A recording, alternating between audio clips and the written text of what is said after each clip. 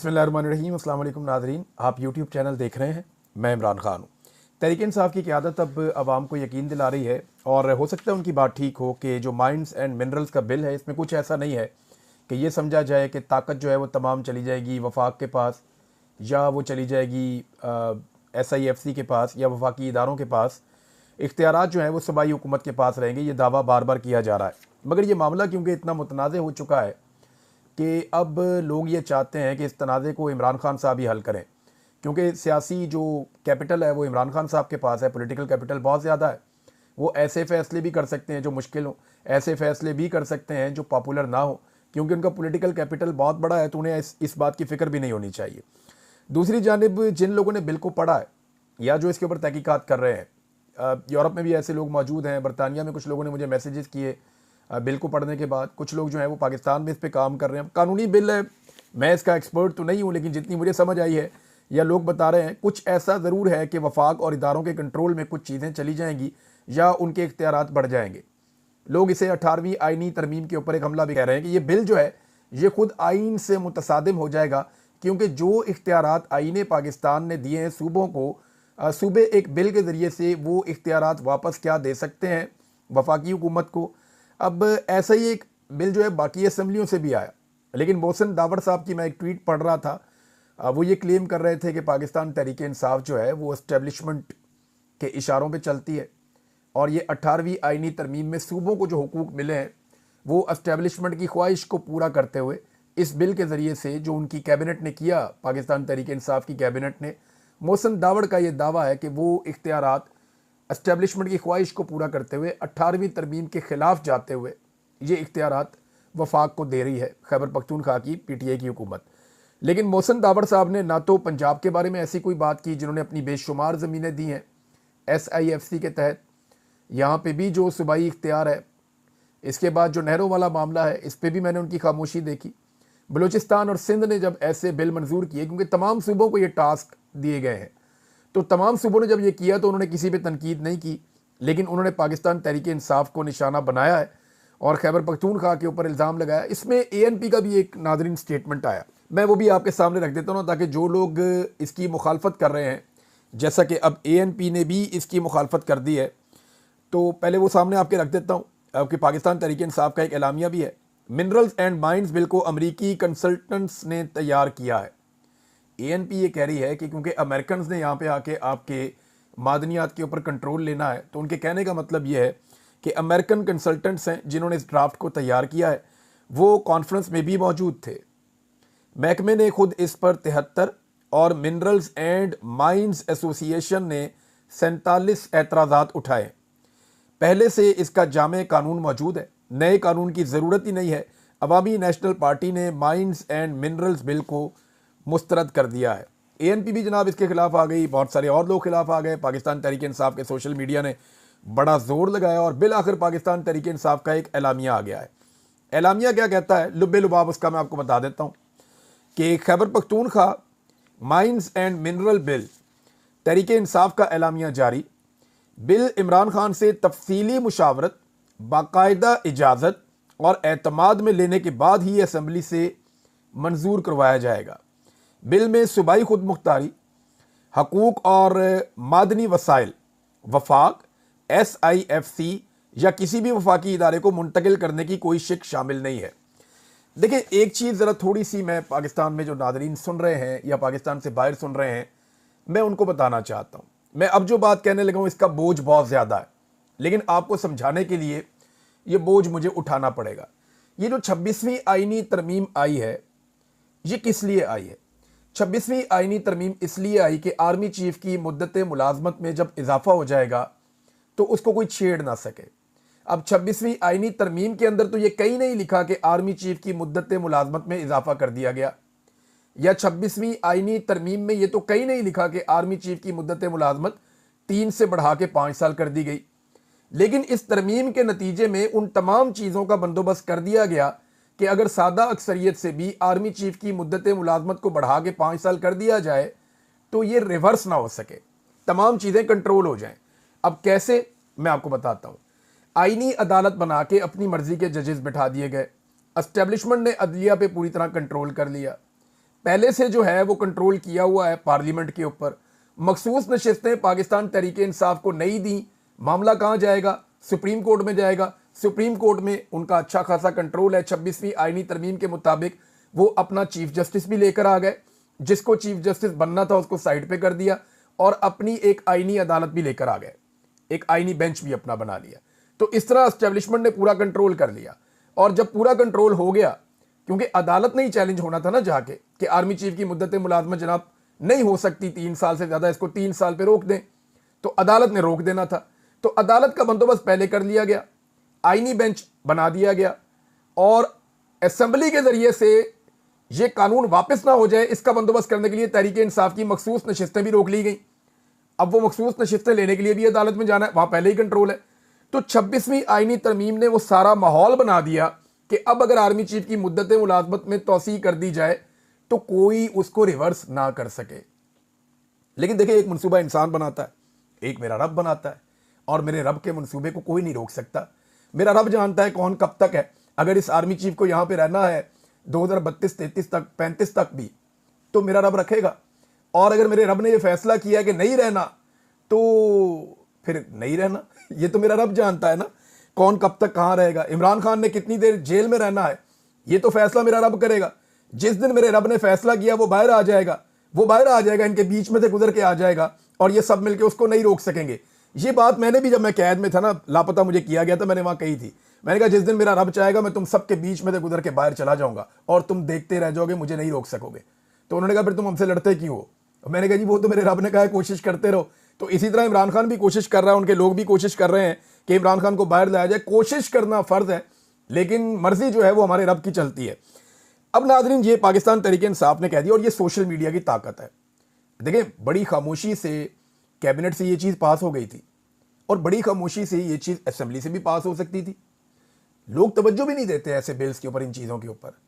लेकिन क्योंकि ये सोशल मीडिया पे आया, डिस्कस हुआ, तो सोशल मीडिया ने अपनी ताकत दिखाई, और वाकई सोशल मीडिया में ताकत है। नजम सेठी साहब ने इस बिल के बारे में एक बात उन्होंने भी की है। उन्होंने कहा मादनियात बिल वफाकी हुकूमत का प्रोजेक्ट है, और SIFC जो है इसमें दाखिल हो गई है।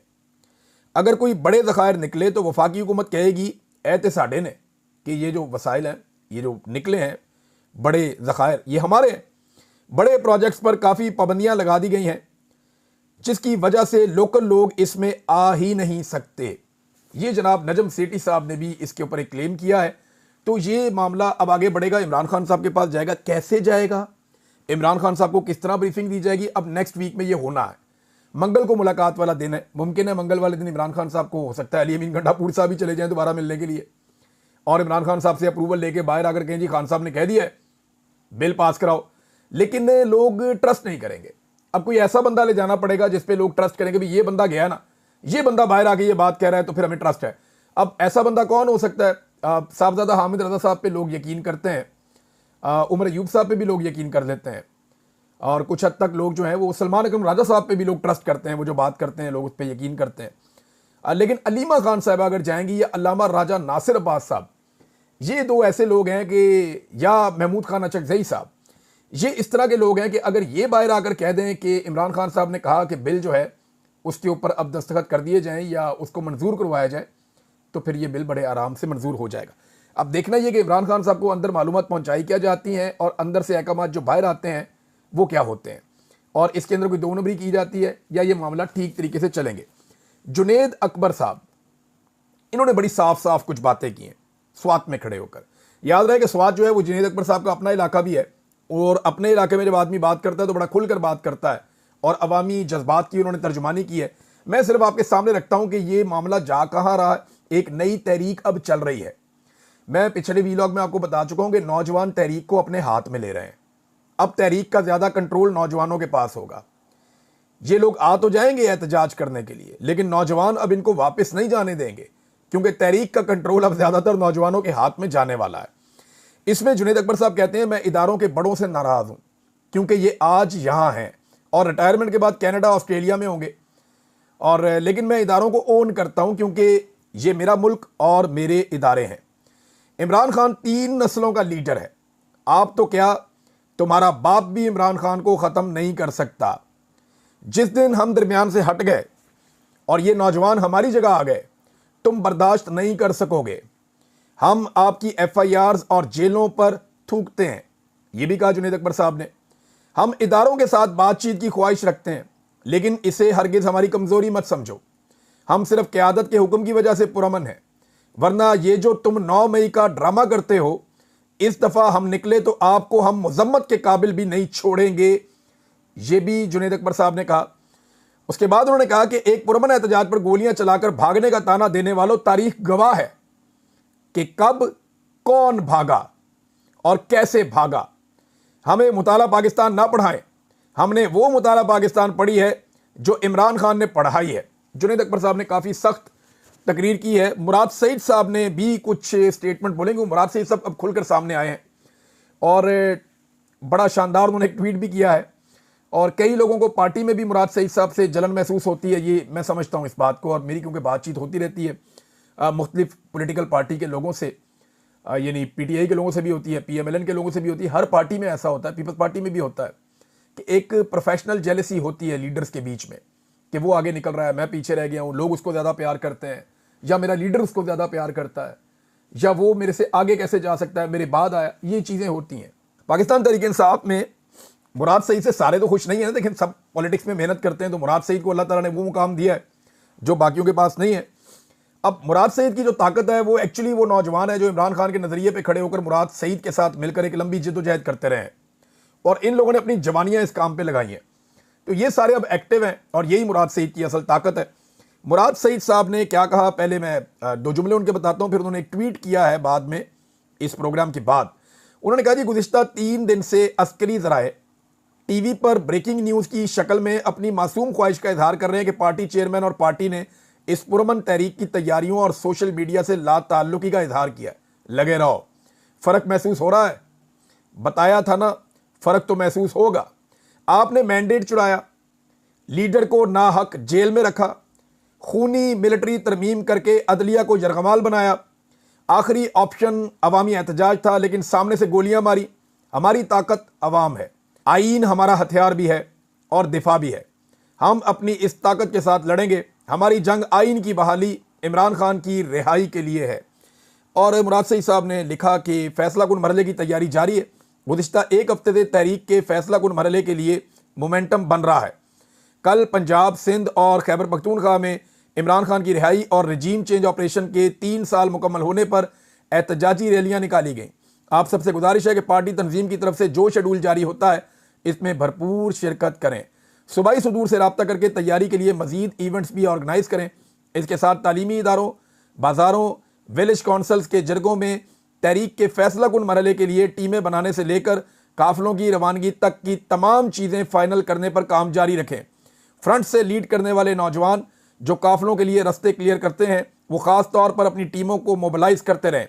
गुज़िश्ता 3 दिन से अस्करी ज़राए TV पर ब्रेकिंग की शक्ल में अपनी मासूम ख्वाहिश का इजहार कर रहे हैं कि पार्टी चेयरमैन और पार्टी ने इस पुरअमन तहरीक की तैयारियों और सोशल मीडिया से लाताल्लुकी का इजहार किया। लगे रहो, फ़र्क महसूस हो रहा है ना, बताया था कि तुम्हें फ़र्क महसूस होगा। अभी तो तैयारी चल रही है, सिंगल डबल ले रहे हैं। जैसे ही पार्टी की तरफ से तारीख आएगी तो पावर प्ले लिया जाएगा। इंशाअल्लाह दहशतगर्द तो हम हैं नहीं। पुरअमन अंदाज में आइन की बहाली और लीडर की रिहाई की तहरीक चला रहे हैं, लिहाजा पावर प्ले में हर वो ऑप्शन इस्तेमाल होगा जो पुरअमन तहरीकों में इस्तेमाल हो सकता है। वक्त आने दे, बता देंगे तुझे आसमां, हम अभी से क्या बताएं क्या हमारे दिल में है। ये एक शेर है, वो उन्होंने पढ़ा साथ। आजकल मुराद सईद साहब बहुत शायरी पढ़ रहे हैं।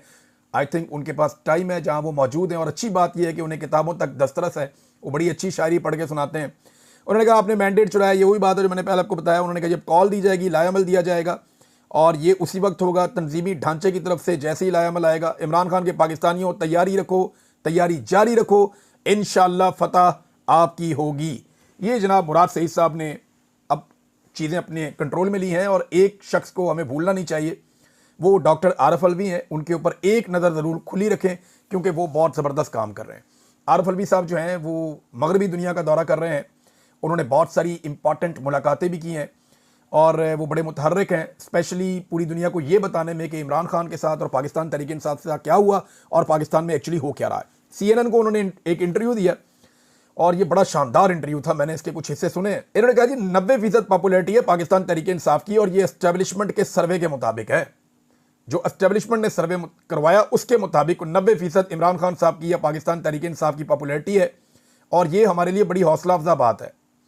इतनी खवातीन कभी मुस्लिम ममालिक में कहीं पे भी बाहर नहीं आई जितनी खवातीन पाकिस्तान तहरीक इंसाफ के लिए बाहर आई, और इनको टॉर्चर किया गया, बालों से पकड़ कर घसीटा गया, इन्हें गिरफ्तार किया गया, लेकिन इसके बावजूद उन्होंने हिम्मत नहीं हारी। पार्टी बहुत पुरएतमाद है। इलेक्शन हमारे चोरी हुए, हमारे ऊपर 26 नवंबर का जो कत्लेआम हुआ वो हुआ, 9 मई का फॉल्स फ्लैग ऑपरेशन भी हुआ, लेकिन इसके बावजूद डट कर खड़े हैं और बड़ी हौसला अफजा सूरत हाल है।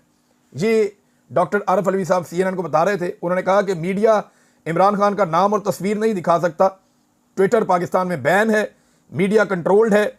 हम दो बातें चाहते हैं फौरी तौर पे कि पुरअमन मुजाहिरीन को मारना या उन पर तशद्दुद करना बंद किया जाए और सोशल मीडिया पर पाबंदियां ना लगाई जाएं, तो हालात जल्द बदल जाएंगे। ये बड़ी टेक्निकल बात है। ये दो चीज़ें अगर आप रुक जाती हैं ना, लोगों को आप एहतजाज करने का, बाहर आने की इजाज़त दे दें, आपके लिए आपका आईनी हक है, आप एहतजाज करना चाहते हैं, पुरअमन एहतजाज आप करें, तो पूरे मुल्क का माहौल ही बदल जाएगा। इन हुक्मरानों को छुपने की जगह नहीं मिलेगी। लोग इतना एहतजाज करेंगे और इतने ज़बरदस्त तरीके से, पुरअमन तरीके से निकल के बाहर आएंगे, और उनको जब नहीं मारा जाएगा, गिरफ्तार नहीं किया जाएगा, तो पूरी दुनिया को पता चलेगा कि पाकिस्तान बदल चुका है, बदल रहा है। दबाव बढ़ेगा और आपको इलेक्शन की तरफ जाना पड़ेगा। दूसरा, अगर सोशल मीडिया के ऊपर जो कुछ किया जा रहा है, पाबंदियां लगाई जा रही हैं, अगर ये पाबंदियां उठाई जाएं, ना लगाई जाएं, तो पाकिस्तान के अंदर जो ओपिनियन है लोगों की वो बहुत खुलकर सामने आएगी, और जो मीडिया को कंट्रोल किया जा रहा है ये भी बड़ी सख्त ज्यादती है।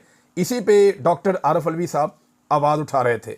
अब नाजरीन, इसमें एक तो इमरान खान साहब के मुकदमात के हवाले से बड़ी इंपॉर्टेंट खबर है, और ये शेख वकास अकरम साहब ने कहा कि 3 ऐसे मुकदमे हैं कि बाकायदा इमरान खान साहब की जानिब से इनकी दरखास्तें दायर की गई हैं कि जनाब इनको सुना जाए, जल्दी सुना जाए। 3 मुकदमात हैं, इमरान खान साहब ने दरखास्त दायर की हुई है इस्लामाबाद हाई कोर्ट में, लेकिन वहाँ पे एक चीफ जस्टिस लाए गए हैं डोगर साहब पंजाब से, उनको ला के वहाँ पे कायम मकाम चीफ जस्टिस बैठाया गया है।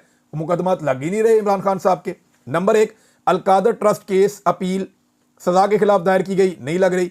अलकादर ट्रस्ट केस जमानत की दरखास्त है, वो दायर की गई, वो भी नहीं लग रही। और ईद से कबल चीफ जस्टिस ने कहा था कि ईद के बाद समाअत मुकर्रर करेंगे, मगर अभी तक उसकी तारीख ही नहीं दी गई। नंबर 3, तोशाखाना केस में बरीयत की दरखास्त है। अब ये दरखास्त दायर की गई जिसकी समाअत 28 जनवरी के बाद से लेकर अभी तक हुई ही नहीं, 4 महीने हो गए, समाअत ही नहीं हुई। तो ये जनाब पाकिस्तान तहरीक इंसाफ के साथ किया जा रहा है और लगातार किया जा रहा है। इस पर आवाज़ उठाई है शेख वकास अकरम साहब ने, ये तफसीलात सामने रखी हैं अवाम के कि जनाब ये ज़्यादती और जुल्म जो है वो इमरान खान साहब या पाकिस्तान तहरीक इंसाफ के साथ हो रहा है। नाज़रीन, एक और ख़बर है, और मीना खान अफरीदी साहब ने भी तकरीर की थी, मैं उसका भी जिक्र कर दूं। मीना खान अफरीदी साहब ने जो बातें की हैं, बातें तो उनकी देखें, जब आप जलसे जुलूस में होते हैं तो आप जज्बाती बातें करते हैं, उन्होंने जज्बाती बातें की हैं, लेकिन मेरे दिमाग में फौरी तौर पे चंद सवालात आए, और ये सवालात मीना खान अफरीदी साहब को, सुहेल अफरीदी साहब को और शाहिद खटक साहब को, ये 3 बड़े ज़बरदस्त लोग हैं। इनके अलावा और भी बहुत सारे नौजवान हैं, जुनैद अकबर साहब को, बाकी सबको अपनी पार्टी से ये बातें पूछनी चाहिए और ये सवालात उनके सामने रखने चाहिए कि आपने क्या किया। वो कहते हैं जी अता तारड़ बेगैरत इंसान, तुम बेगैरत हो। मैंने तुम्हें पहले भी कहा था कि तुम बेगैरत हो, तुम्हारे अंदर रत्ती बराबर भी इंसानियत होती है, गैरत होती है, तो तुम बेगुनाह 9 शोहदा को दहशतगर्द ना कहते। तुम्हारे बाप का मुल्क है जो तुम उन्हें दहशतगर्द कहते हो। ये बात कर रहे हैं काटलिंग वाले हमले की। तो इस पर ना ये सवाल होना चाहिए कि फिर FIR क्यों नहीं दर्ज की गई। अगर तो बेगुनाह लोग शहीद हो गए हैं तो FIR दर्ज होनी चाहिए थी, इंक्वायरी होनी चाहिए थी, सूबाई हुकूमत को ये बात उठानी चाहिए थी। एक कत्लेआम हुआ है, मासूम शहरी शहीद हुए। दुनिया का कोई भी मुहज़्ज़ब मुल्क होगा तो सबसे पहले एक पुलिस रिपोर्ट दर्ज होती है जिसको FIR कहते हैं, फिर तहकीकात शुरू हो जाती हैं। तो आप सूबाई हुकूमत हैं, आप अता तारड़ को ये तो कह सकते हैं जनाब, आप कहना चाहें तो जलसे में आप खड़े हुए, लफ्ज़ तो अच्छा नहीं, आप उन्हें बेगैरत कह रहे हैं, लेकिन गैरत का सबूत जो है वो सूबाई हुकूमत को देते हुए वहां पे एक FIR कम से कम दर्ज करनी चाहिए थी और मामला आगे बढ़ाना चाहिए था। एक दूसरे को ब्लेम करने से बेहतर है अपने हिस्से की जिम्मेदारी जो है वो जरूर पूरी की जाए। एक चीज और मैं आपके सामने रखना चाहता हूं नाजरीन, हमारे बहुत सारे दानिश्वर जो नवाज शरीफ साहब और जरदारी साहब जब हल्की फुल्की मुजामत करते थे या एक आधी तकरीर या छोटी मोटी कोई बात करते थे, तो हमारे दानिश्वर, हमारे बहुत सारे लोग उसको इनकलाब करार देते थे और कहते थे कि सिविलियन सुपरमेसी के लिए ये बहुत जरूरी है, फौज के कब्जे से इस मुल्क को छुड़ाना पड़ेगा और ये एक जहाद है, एक जिद्दोजहद है, वो इसको ये करार देते थे। अब इमरान खान साहब जब एस्टेब्लिशमेंट के साथ उन्होंने टक्कर ली हुई है तो इमरान खान साहब को वही दानिश्वर सारे मशवरा क्या देते हैं, खान साहब अब एडजस्ट करें, डील करने का मशवरा देते हैं। अपने और अपने लोगों के मौक़िफ़ में लचक पैदा करने का मशवरा देते हैं। ये मुनाफ़िक़त नहीं है कि नवाज शरीफ साहब वही काम करें और सही तरह भी ना करें तो इनकलाब है, इमरान खान साहब वही काम करें और एस्टेब्लिशमेंट को मुसीबत डाल दें तो उनको कहते हैं जनाब आप ये ना करें, ये अच्छा नहीं है, आप एस्टेब्लिशमेंट के साथ चल लें। नवाज शरीफ साहब के दौर में एस्टेब्लिशमेंट विलन बन जाती है। इमरान खान साहब की जब दौर आता है अपोजिशन का और वो मुकाबला करते हैं तो एस्टेब्लिशमेंट के साथ ये मशवरे देते हैं कि जनाब उनके साथ डील कर लें। वजह यह है कि पाकिस्तान के दानिश्वर तबका सारा का सारा ये चाहता है कि एस्टेब्लिशमेंट और सियासतदान मिलकर चले, इसी में उनका काम और कारोबार चलता है। वो ये जानते हैं अच्छी तरह कि जब तक ये सारे रल के खाई जाएंगे तो इनके मुंह से जो नवाला ये खाएंगे, जो इनके मुंह से गिरेगा नीचे ज़मीन पे, हम कीड़े मकोड़े हैं, हमें भी मिल जाएगा। लेकिन जिस वक्त इनका खाना पीना बंद हो गया तो हम नीचे भूखे मर जाएंगे। मुझे तो ऐसा लगता है इनकी सोच से। नवाज शरीफ लड़े तो उसको कहते हैं जहाद है, इमरान खान लड़े तो उसे कहते हैं फसाद है। तो ये दोहरा मेयार है, मुनाफकत है। देखिए, मैं आज इस बात को मानता हूं कि जब इन्होंने वोट को इज्जत दो का बयानिया बनाया नवाज शरीफ ने और मरियम नवाज ने, तो बिल्कुल ठीक था, लोग उनके साथ खड़े हो गए थे और उस वक्त सबको इनका साथ देना चाहिए था। जिन लोगों ने नहीं दिया उन्होंने गलती की। लेकिन आज जब उन्होंने वो बयानिया बेच दिया और इमरान खान साहब उससे एक मजबूत बयानिया के ऊपर खड़े हैं हकीकी आज़ादी के, तो बहुत सारे लोग मुनाफिकत दिखा रहे हैं। ऐसा नहीं होना चाहिए। नाज़रीन, जैसे ही पता चला कि नवाज शरीफ साहब पहुंच रहे हैं बरतानिया, तो शायान अली का पोस्टर मेरी नज़रों में आया। वो फौरी तौर पे सोशल मीडिया पे गर्दिश करना शुरू हो गया और शायान अली साहब ने फिर से एहतजाज की कॉल दे दी है कि जनाब प्रोटेस्ट किया जाएगा नवाज शरीफ साहब के घर के बाहर, दोबारा से फिर वहाँ रौनक लग जाएगी। मियाँ साहब पूरी फैमिली लेकर जो बेलारूस गए हैं, इससे पहले वो कोई यूरोप के कई इधर उधर के टूर भी कर चुके हैं, अमेरिका भी जा चुके हैं। उन्हें समझ नहीं आ रही कि वो अपना पूरा टब्बर लेके जाएं कहाँ दुनिया में। वो जहाँ जाते हैं उन्हें पाकिस्तानी वहाँ पे टकरा जाते हैं। अब पूरा ख़ानदान लेकर वो बेलारूस गए, वहाँ जाके अब मुआहदे भी कर रहे हैं, MOUs हो रहे हैं। इन्होंने बेशुमार MOUs किए हैं। टके का पाकिस्तान को फ़ायदा नहीं हुआ। जब फ़ायदा हुआ इनके ख़ानदान को फ़ायदा हुआ। ये तुर्की जाते थे, बड़े ज़बरदस्त जफ्फियाँ डालते थे उनके साथ, बाद में पता चलता था इनके अपने ख़ानदान ने वहाँ इन्वेस्टमेंट कर ली और वो खुद ही कारोबार कर रहे हैं। ये सऊदीया जाते थे, वहाँ जाके जफ्फियाँ डालते थे उनके साथ, बाद में चला इन्होंने ज़ाती ताल्लुकात बना के वहाँ पे भी कारोबार शुरू कर दिया है। ये बरतानिया जाते थे, वहाँ जाके जफ्फियाँ डालते थे उनके साथ, बाद में पता चला कि इनके ख़ानदान ने वहाँ पे भी कारोबार शुरू कर दिया है। ये इंडिया जाते थे, वहाँ जाके जफ्फियाँ डालते थे उनके ख़ानदानों के साथ और उनके सियासतदानों के साथ, तो बाद में पता चला कि वहाँ पे भी कोई इनके बिजनेस रिलेशंस बनना शुरू हो गए हैं और इनकी फैक्ट्रियों में उनके बंदे काम करते हैं मुबैना तौर पर। अब जब सारी चीज़ें आप इकट्ठी करें तो अब ये बेलारूस के हैं, अल्लाह खैर करे, वहाँ पर ये पता नहीं क्या करेंगे। एक ख्वाहिश जो है वो बिलावल के बारे में, वज़ीर आज़म बनने के बारे में। गवर्नर पंजाब ने कहा कि बिलावल बहुत छोटी उम्र का वज़ीर आज़म होगा पाकिस्तान का, सबसे कम उम्र वज़ीर आज़म पाकिस्तान का बनेगा। तो गवर्नर साहब ज़रा जिन्होंने बनाना है ना, जिन पे आपने उम्मीद रखी हुई है कि वो बिलावल को वज़ीर आज़म बनाएंगे, ज़रा उधर पता करा लें कि उनको एक और कैंडिडेट मिल गया, मिल नहीं गया, मिल गई है। वो वज़ीर आज़म किसी और को बनाने के चक्कर में है और बिलावल साहब कहीं देखते ही ना रह जाएँ, क्योंकि जो आपकी डील है वो अब पूरी होती हुई दिखाई नहीं दे रही। और इस वक्त तो सिंध के साथ जो हो गया है, अगली दफ़ा आपको सिंध में हुकूमत बनाना इसलिए मुश्किल हो जाएगा कि जरदारी साहब ने सिंध के हारियों, सिंध के किसानों और सिंध के अवाम के बकौल सिंध का पानी जो है जरदारी साहब ने SIFC का जो प्रोजेक्ट है उसको बेच दिया है। अब तक के लिए इतना ही। अपना ख्याल रखिएगा, अपने इस चैनल का भी। अल्लाह हाफिज़।